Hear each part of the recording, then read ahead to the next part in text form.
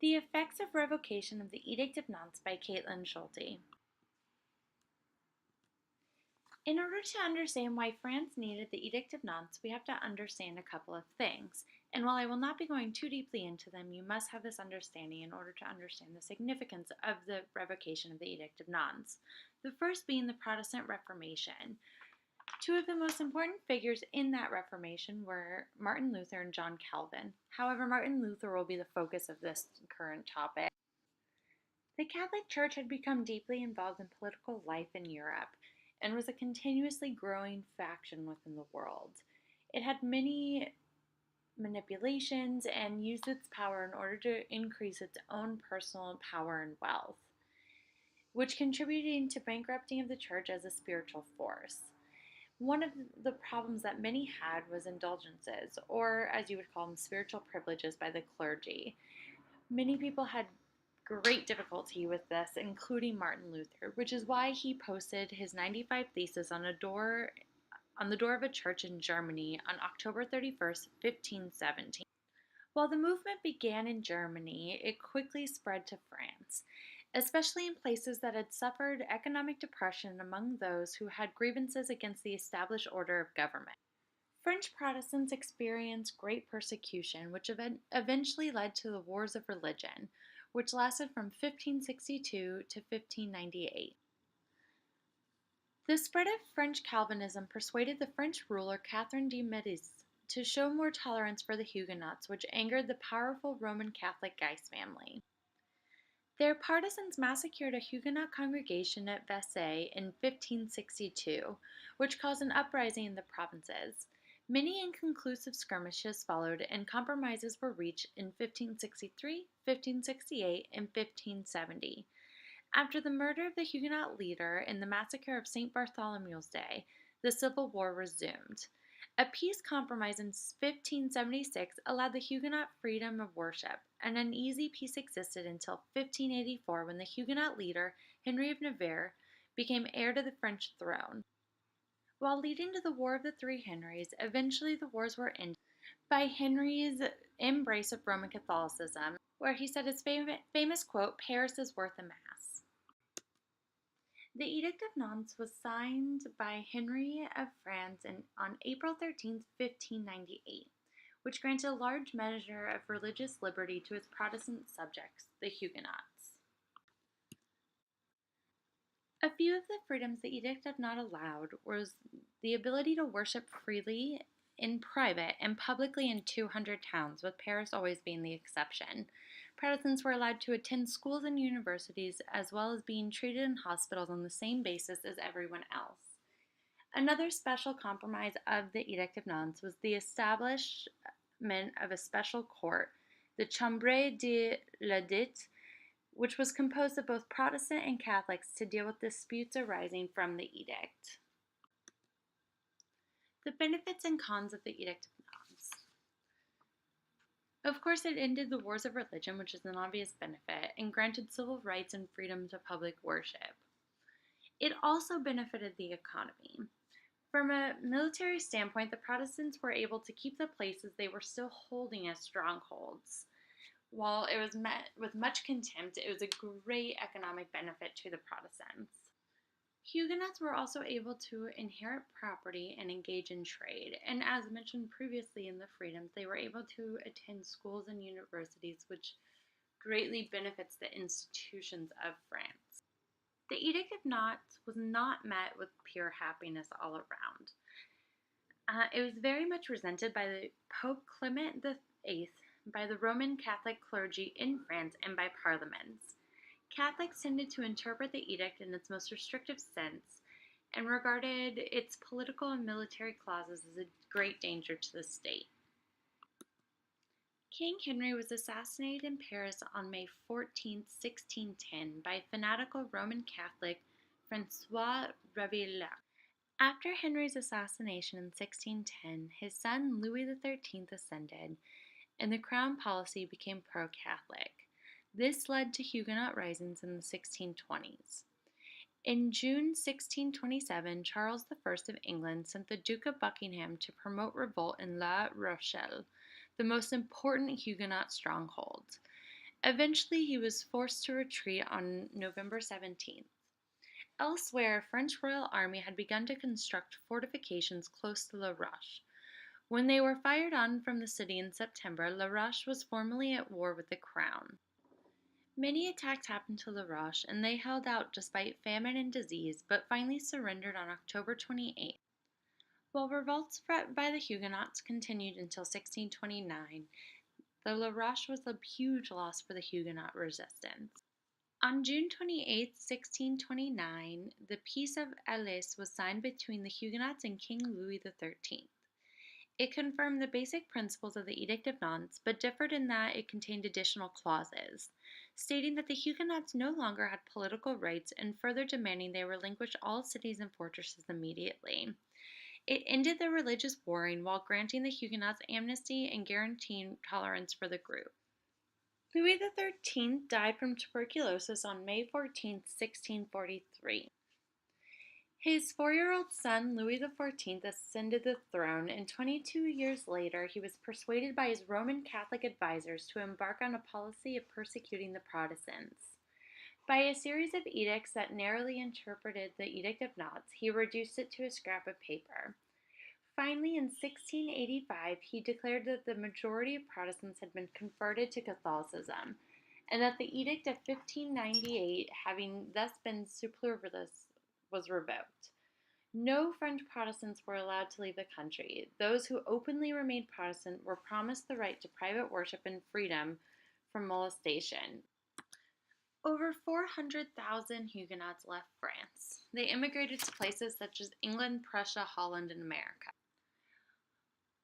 While depopulating several provinces, the revocation of the Edict of Nantes weakened the French economy by driving out a highly skilled and industrious segment of the nation, and its ruthless application increased the detestation in which England and the Protestant German states held for the French king. The Protestant ethic is a sociological theory that was put forth by Max Weber in The Protestant Ethic and the Spirit of Capitalism in 1904 to 1905.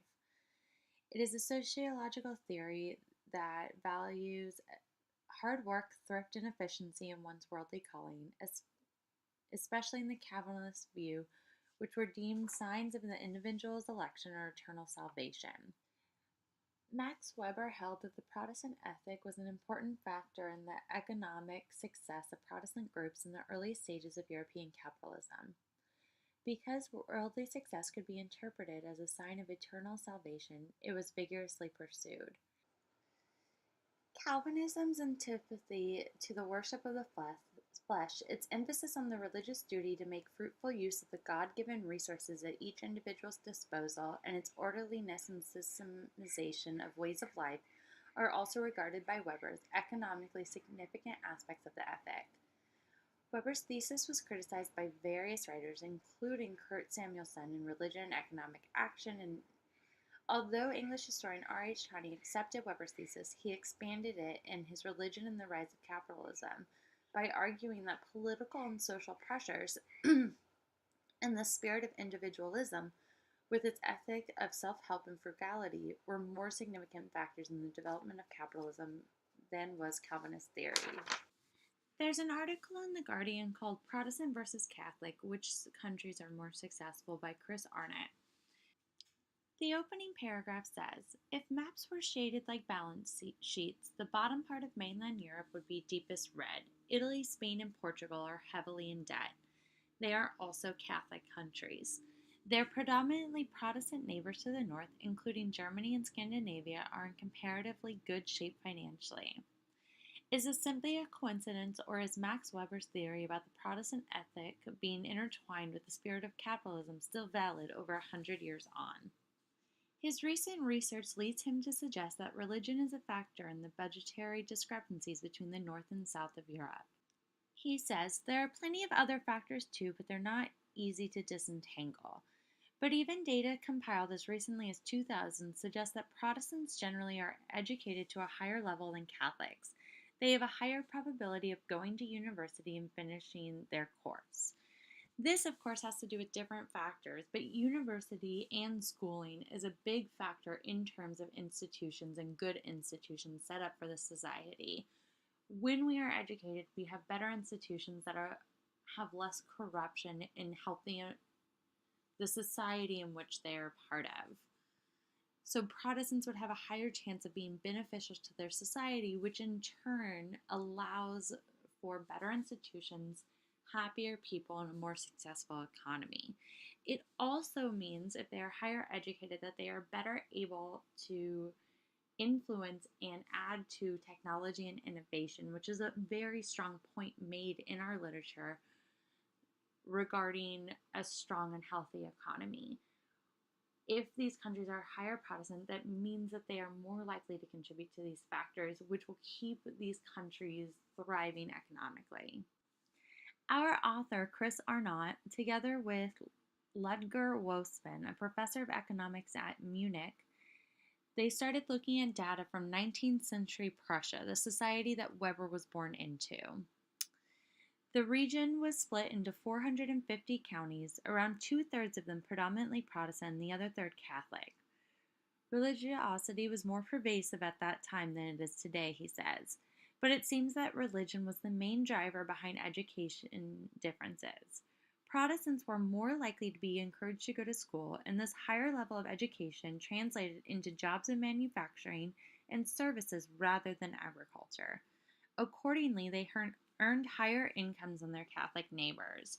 So it's stating what I previously stated as a benefit regarding the education and the jobs that are more available to you when you are more educated. And the countries that tend to have bare bone substance have lower rates of education available to lower rates of people.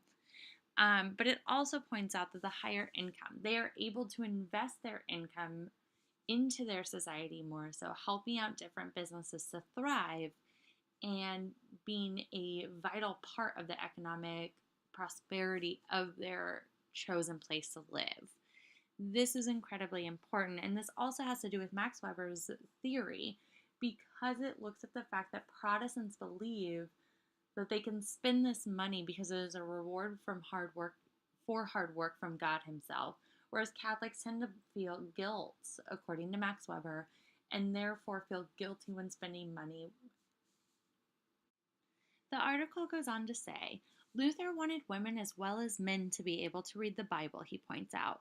Not only did his followers set out to establish church schools in every parish, but girls went there as well as boys, he says.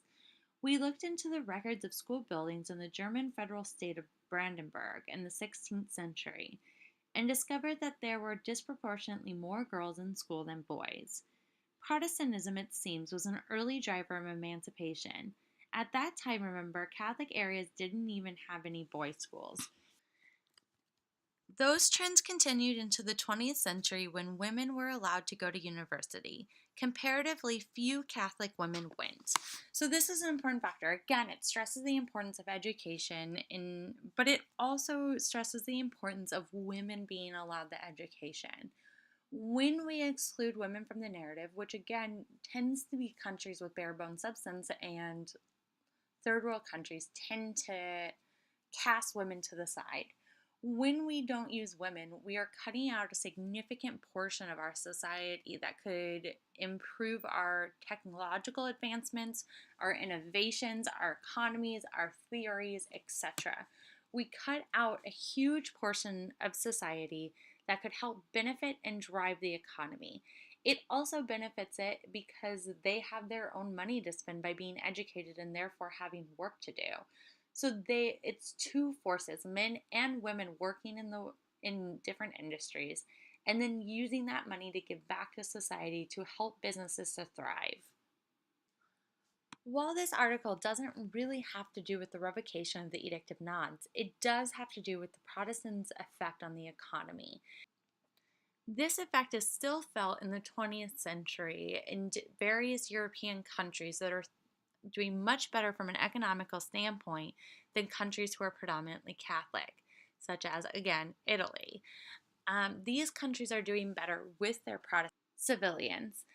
So when Louis XIV made the decision to do the revocation of the Edict of Nantes, he was casting aside a huge portion of the civilization that was helping the economy to thrive, that was helping with manufacturing jobs, that was helping with the development of technology, that was helping with the development of innovation, that was educated and working and believed in spending their hard earned money in society, which in turn again helps businesses.